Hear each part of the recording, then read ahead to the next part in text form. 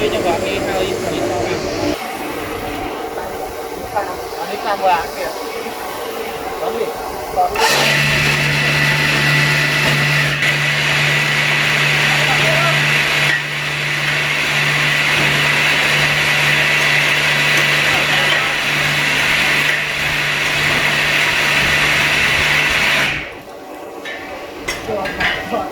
Cái này cương đó, cương cái này đi.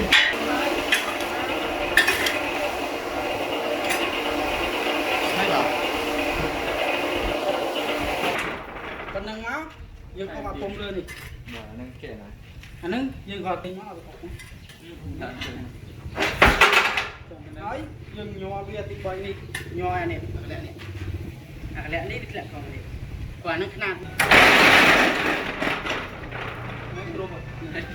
Thôi, dương cho kiểu lực chơi chó đó. Cùng chạy đó. Ba đưa lên đi mai à, tức là ba đây là bài nhạc đi cũng vẫn không làm cái bài nhạc tiếc lắm ừ lắm ra sau đi cắt dây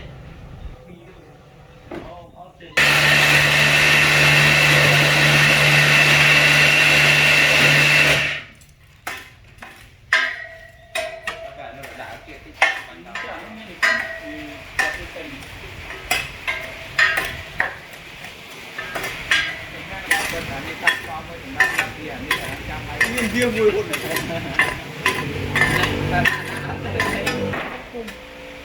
ông